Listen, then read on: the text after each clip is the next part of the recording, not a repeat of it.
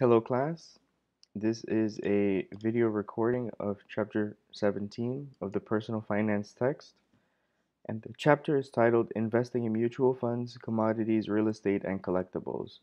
So before I begin, I just want to say this, when I was preparing for this video lecture, I noticed that some of the slides feel like they may be a little bit out of place, like in some you'll see some acronyms and then they're not really explained until after, which doesn't really make sense. So wherever I can, I try to make sure that you understand it and I catch it when I see it. This isn't a terribly long presentation, and it's meant to be an overview of mutual funds, commodities, real estate, and collectibles. While companies are the engines of economic growth, there's other assets such as real estate and commodities, natural resources, or raw materials that fuel those engines. And some examples of course, real estate, we're talking about property.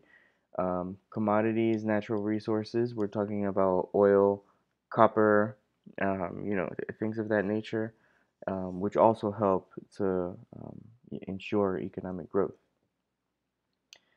Here are the learning objectives for mutual funds for this chapter. Identify the general purposes of using mutual funds in individual investment portfolios. Analyze the advantages of an index fund or a fund of funds. More on that later. List and define the structures of mutual funds. Describe the strategic goals of lifestyle funds, leverage funds, and inverse funds. Identify the costs and differences in costs of mutual fund investing. Calculate returns from mutual fund investing and summarize the information found in a mutual fund prospectus, which is like an agreement for formal document that you get. So there's different types of mutual funds, different types of fields to them. One of the most popular is the exchange traded funds, or ETFs. You'll see that being used a lot, and then you also have closed-ended and open-ended, right? And they're different with regard to the number of shares, the trades, and how they're priced and what they're traded with. Closed-ended mutual funds are limited in number of shares. Um, the trades are priced at the end of the trading day, and they're traded with other shareholders after the fund closes. Open-ended mutual funds have an unlimited number of shares. They're considered end of the day trading, right? And they also have a fund sponsor. And ETFs, exchange traded funds, are limited in the number of shares. They're traded and priced continuously, and they're traded with other shareholders. Funds of funds are mutual funds that own shares in other mutual funds rather than in specific securities. And um, we're now getting to the point in the class where we're preparing for the final exam. Since your final exam is proctored, I highly suggest all of these key terms, you write them down. That's one of the biggest hints that I can possibly give you for the final exam, okay? Fund of funds are mutual funds that own shares in other mutual funds rather than in specific securities. Lifestyle funds are funds of stock and bonds that manage portfolio risk based on age or the time horizon for liquidity needs. Lifestyle funds perform both security selection and asset allocation for investors determined by the target date. Leverage funds are funds that invest both investors' money and money that the fund borrows to augment the investable assets and thus potential returns. Because they use borrowing, leverage funds are riskier than funds that do not use leverage. And inverse funds are funds that aim to increase in value when the market declines, to be countercyclical to index funds, which aim to increase in value when the market rises. So we have different types of fees, fee structures. We have the sales or the commission load, and we also have the expense ratio. And that further subdivides. The sales commission or the load is it can be a front end load, no load, or back end load. And the expense ratio are um, 12B1 distribution, management fee, or other expenses. So as far as distributions are concerned, we have interest, dividends, and capital gains or losses. And then we have a turnover ratio for mutual funds, just like how we also have turnover ratios for other types of securities as well. We also have them for mutual funds. So here's some key takeaways for mutual funds. Mutual funds provide investors with diversification, security selection, and even asset allocation. Funds may be actively or passively managed. Index funds mirror an index of securities, providing diversification without security selection. Funds of funds provide the investor with pre-selected funds. Mutual funds may be structured as closed-ended funds, open-ended funds, or exchange-traded funds, or ETFs, like how we mentioned previously. Some funds are structured to achieve specific investment goals. These goals can be lifestyle funds with target dates. These funds, lifestyle funds with target dates to minimize liquidity risk through asset allocation, leveraged funds to increase return through using debt, and inverse funds to increase return through active management with the expectation of a down market. So I recommend you jot these down: inverse funds, leverage funds, and lifestyle funds. Okay. Mutual fund costs may include a sales charge where shares are purchased, or front-end load, a sales charge when shares are sold, or back-end load, a management fee while shares are owned, or a 12b1 distribution fee while shares are owned. The management expense ratio is the total mutual fund cost expressed as a percentage of the funds invested. You want to take note of that. Management expense ratio.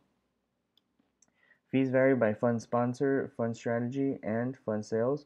Whenever you see these questions, just so you know, that have the three ticks, or where it has like a statement followed by other statements like this, it is very likely that this is going to be a true or false question. Okay, so you want to also take note of these for the final. Returns from a mutual fund include returns on the securities it owns, including interest distributions, dividend distributions, and capital gain distributions. And here we go again, right? A fund prospectus details the fund's investment holdings, historic returns, and costs. Mutual fund ratings in the financial media are another source of information. Now we're going to talk about real estate investments. And here we're going to distinguish between direct and indirect investments in real estate, identify four main ways to invest in real estate directly, explain the role and the different kinds of rates. And RATE stands for Real Estate Investment Trust. Discuss the role and use of mortgage-backed securities. This has a lot of names. I kind of see this like an entity that wears a lot of masks. Mortgage-backed securities, collateralized debt obligation, um, investments that are traded in tranches, um, derivatives. I mean, this is like one genre of mortgage securities. So, but they have many different, like I said, many different faces of it. So real estate investments can be direct or indirect. Direct is you have an owner investor, and then in indirect you have an investor. Okay. So then, if I am buying a mortgage-backed security, I'm an investor. I don't own that property that represents that investment. But let's say I buy a little apartment in, I don't know, in like downtown Hollywood, and I rent it out. That's a direct investment because I'm managing that property, right? So in direct, you have residential, like I mentioned, the house. Commercial, you can own like a shopping plaza or like Publix or whatever, where you have other companies paying you rent on that property. And then you have undeveloped lots, which you can also own, lots of land, LOTS, right? There's some advantages and disadvantages of direct investments. Some of the advantages are that income offsets expenses, and there are tax advantages also for the advantages. The disadvantages is that it's illiquid, and illiquid means that it's difficult to turn your property right away into cash. So, like, let's say we're going back to that apartment example in Hollywood Beach. Let's say I get an apartment at Hollywood Beach, 150K. I have it rented out, and I want to tap into that liquidity into that equity of my apartment. It's going to be really hard for me to turn that into cash, right? Um, it's a concentrated asset allocation. requires active management, right? Which is true. You always have to monitor, and then here they put speculative and then a question mark. Um, I kind of disagree with this. I don't think it really is speculative. If you do the more, it's kind of like on a seesaw, right? The more you do your research, the less speculative it becomes. If you're jumping in, like let's say, I've never been to Kentucky, for example, the state of Kentucky. I don't know anyone there.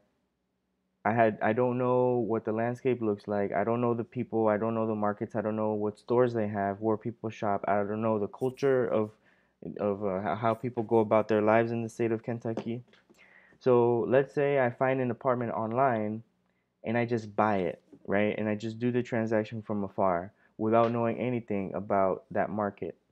Then yeah, it is speculative because I'm basing it on my hunch that because the property is priced low, perceivably to me, that it's going to be a good investment.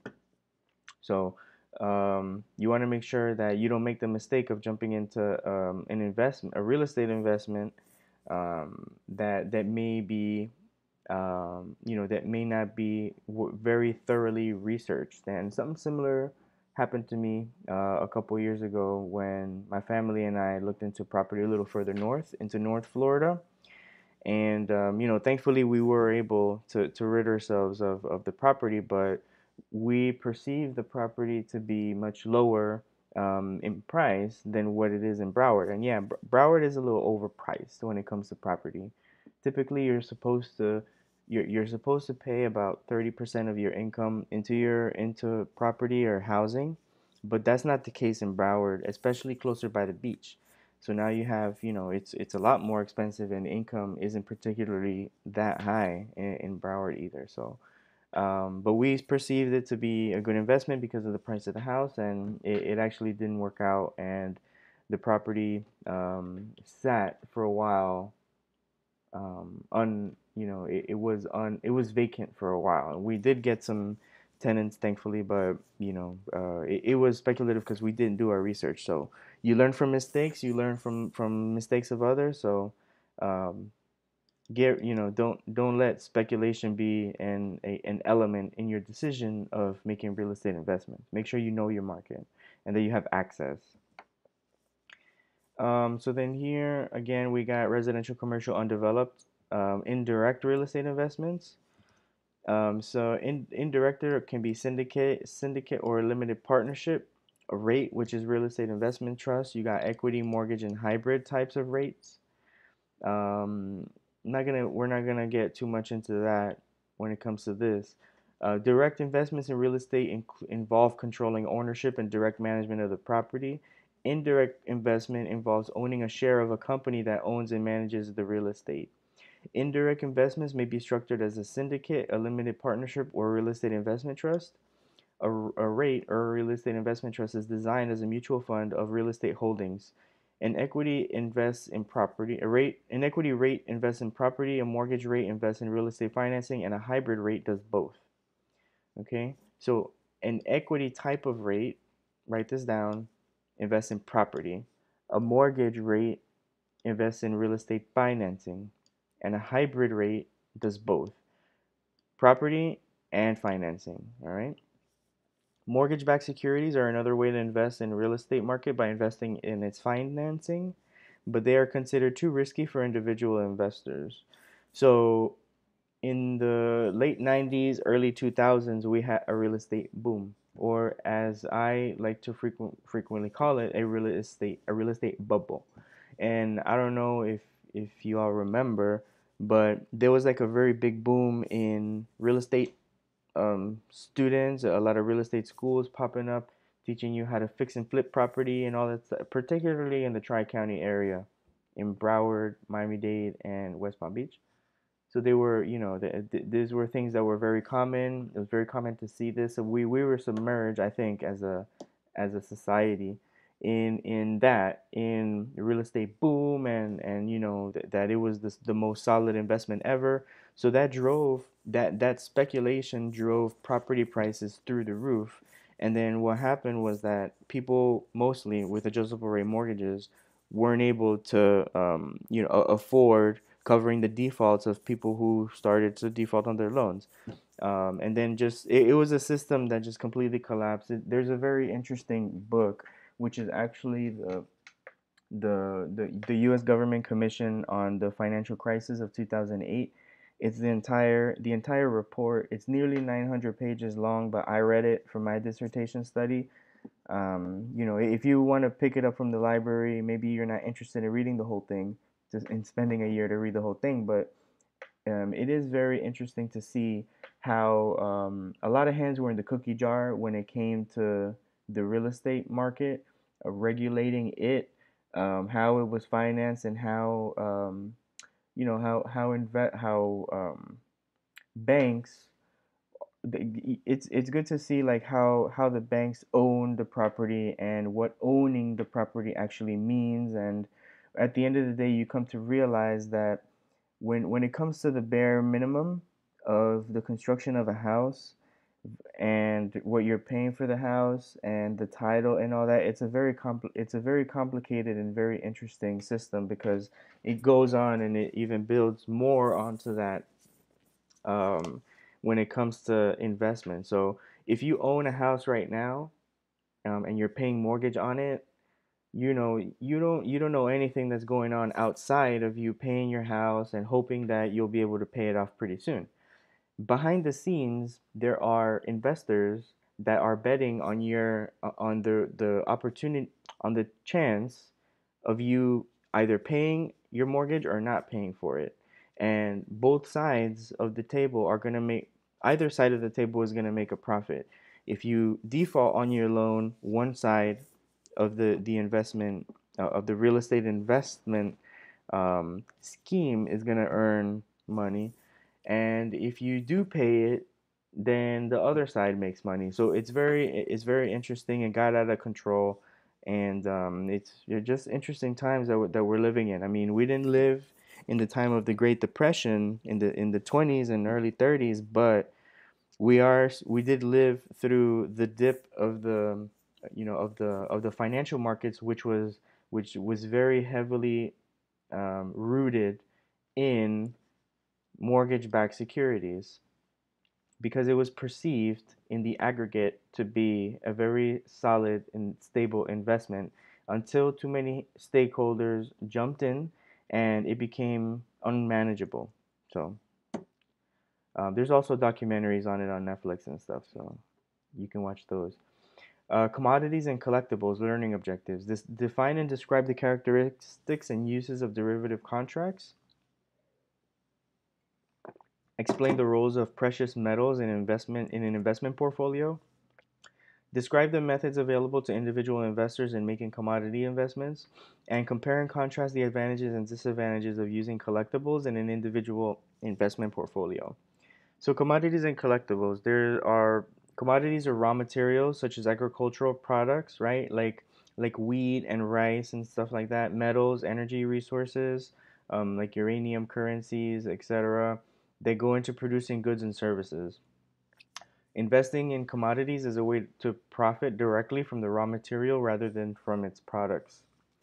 Because they are or rarely or rely on natural resources, commodities have a largely unpredictable supply. They have inherent risk because they are exposed to changes in weather or geology or global politics. So, like, let's say, let's look at India for a second, right? India produces a very high amount of rice for the world, right? And China. Let's say they get a typhoon or what we perceive to be as a hurricane. That has the ability to impact their crop, right? But it's something that impacts us here because an event like that has the ability to increase rice prices at Publix. So we're interconnected in that way, and the same goes for oil too. Whenever there is political turmoil or some sort of political dispute in an oil producing nation, we can see the changes at the pump, and it goes up and down. The turnover for oil from raw to gas is about 9 months, the last time I checked. But even still, they prepare for that because if there's a conflict with the nation that we trade with or some sort of disagreement, then the markets react. So you're going to hear that if you take your studies through to finance a little further, the market reacts, and it is true. So it's an interconnected system. Weather has a giant role that it plays, geology, and also global politics, like I said. So then in the world of derivatives, you have forwards and then you have futures. Um, these are normally futures contracts. I don't know why they didn't add that, futures contracts, which are public, and then you have forwards, which are private. Commodities and collectibles. How do you buy gold? You can buy it as a bullion, and which is this. You can get the wafer, or you can it's this. Yeah, you can get the bullion, the wafer, or you can get them in the coin format as well. There's some advantages and disadvantages of this. Some advantages are aesthetic pleasure. Disadvantages is that there's a high probability of mispricing and markets are inefficient. I disagree with this, but well, they are saying that markets are inefficient. Lack of liquidity, which I'm not too sure of, and I'll tell you why in a sec. Lack of earnings, as there are no dividends or interest, which is true, and the holding cost of the investment. Okay, so whenever you're dealing with gold, for example, if you tell yourself, I want to invest in gold, right? You can invest it here. You can have the tangible product, and you can actually order the gold from a wholesaler and keep the brick in your house, right? Okay, so there's another advantage to that, and that here I would put that it's tangible, and that's very important, especially when it comes to commodities. Now, the reason being is this: there is X amount of gold in the world, okay? It is a non-renewable resource. We cannot produce it again. When it comes to rice or wheat or corn, for example, if 50% of the corn in the world disappears all of a sudden, you can replace that corn eventually through through farming strategies and agriculture. Agriculture can reproduce that raw material for you, that commodity. Gold, that's not the case with gold. There's a limited amount of gold in the world. How much gold? We don't know. Just like how we don't know precisely how much oil there is in our Earth, we can make estimates. But there's a certain amount of gold in the world. That's the reason why gold is a little bit more expensive than silver, because silver is more plentiful than gold is. So now, knowing that there's a limited quantity of gold available in the world, you want to know, that value is divided between all the gold that's available out there in the world. So then you have these entities that, like Kimco, that show you the price of the gold, right? And it changes, it fluctuates every single day. Now, there's also entities that give you, like I put here in quote, um, like ownership, right? Ownership of gold in the form of a certificate, right? Okay, it says that you're entitled to this much gold or whatever. Now, what does that actually tell you? It doesn't tell you a whole lot, because okay, it says that you own this amount of quantity of gold, but if you look historically at the different types of bubbles that have taken place on our planet throughout the world over time. Now, and there's a book that was written by Charles Mackay in the 1800s that talks about some historical bubbles. I think his book is called, if I remember correctly, Memoirs of Popular Delusions and Madness of the Crowd. And it's kind of like a journal, or kind of like a very small encyclopedia of historical financial bubbles and fads. And he talks about like the tulip mania of the 1500s, which destroyed the Dutch economy back then. And he talks about like other social fads that have caused economic disruptions. This is something that could also cause another financial disruption, because It's kind of the same thing that happened with the financial markets also. So let's say we all get a certificate. Let's say that there's I don't know, let's just say that there's in on Earth there's 2 million bars of gold left, right? So let's say that there's 2 million of us and we all get a certificate that legitimately says that we have the rights to one of these 2 million. That makes sense, right? Because there's 2 million of us and then there's 2 million blocks of gold in the world. But we don't know how many there are, and the moment that the certificates claiming ownership surpasses the amount of gold that's available on this world in the world, then this whole system becomes nullified. And then as people start to claim their gold or request them in tangible format, the whole system is going to collapse. So it's something that's very frightening. I don't know when this is going to happen, but it there you want to make sure that if you have an investment that you can see it. And I think that's one of that maybe that's a strategy that's specific to me. I don't know, but if I'm buying something, I want to see it. I want to see it right there, whether it's a property or if it's like bracelets or art or whatever. Like I don't want a certificate saying that I have right to that. I want to see it. I want to hold it. So, some people perceive that as a good strategy. Some people consider the opposite and owning the certificate, maybe not to hold on to it forever, but you can mix it up, I guess. Commodities and collectibles, this is enough about that. Commodities are raw materials and agricultural products. Commodities are used to produce other goods, so are traded forward using derivative contracts. Derivative contracts can be used to hedge an investment in an asset or to speculate on the price volatility of the commodity. Because of their volatility, commodities and markets are riskier than asset markets.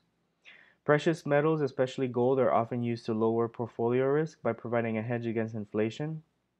Individual investors can invest in commodities using index funds and exchange traded funds. Collectibles and unique assets may appreciate in value. Now, this is important. May appreciate in value, acting as a store of wealth, but the disadvantages of using them as investments are. Now, before I move forward, may appreciate. Appreciate is something that is contingent on the value that someone places on the product, right? So now this is going back to the example of what I told you about Charles Mackay in the book, um, um, the popular delusions and madness of the crowds, right? Okay, so now I had a friend a while ago who was engaged in a business of buying and selling old pickup trucks and selling them in Mexico. Now, the reason why he sold them in Mexico is because there is a significant difference in the perception of value when it comes to pickup trucks in Mexico.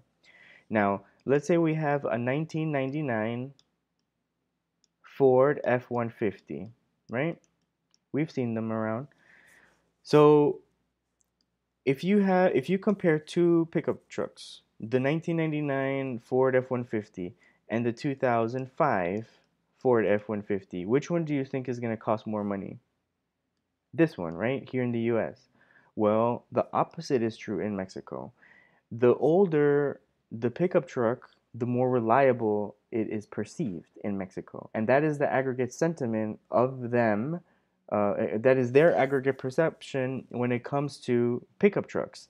They tend to stay away from the newer pickup trucks because since they have not been used in like construction jobs and stuff like that for very for as long as these older, more reliable trucks in their eyes, they might not want to buy the newer one. So the newer trucks tend to sometimes be a little cheaper than the older trucks. So he took advantage of that difference in value perception and he made a lot of money doing it. So value is in the eye of the beholder. So just because someone tells you that if you buy an asset that it will increase over time. No, nothing is guaranteed to appreciate over time. Nothing, nothing, nothing. So keep that in mind. That's one of the mistakes that we made as a state when it came to real estate investing back in the day. We were told this property will increase in value. From in 10 years it will increase by $100,000. There's no guarantee of that. There's no proof of that either. Even if you look historically at price changes, there's no guarantee that that pattern will follow, because eventually it will come to a point where if your property is too overpriced, where no one is willing to buy it anymore, then that value has been nullified. What good is it to hold on to a property that has a whole lot of value if you were initially hoping to sell it and no one's willing to buy it now? And that's exactly what happened in Holland with their financial crisis that took them over 500 years to rebound from. Or was it 500 years? Maybe it was a little less than that. But it took them a real long time to rebound from that financial crisis as a country, because when people decided to not buy tulips, the flowers anymore, then the overinflated perceived or induced the value of that flower impacted the market, acting as a store of wealth. But the disadvantages of using them are greater probability of misprices and mispricing, illiquid markets, illiquid returns, and no returns until the asset is sold, or holding period and maintenance costs. And this concludes chapter 17 of the personal finance text. And as always, I always have like extra credit available. So for this time around, if you can send me a email just letting me know what this is that I'm highlighting right now in the image right here, then I will give you extra credits in participation point for taking the time to watch this video. So thank you for watching, and if you have any questions, comments, or concerns, please feel free to email me at any time. Thanks, and have a great day.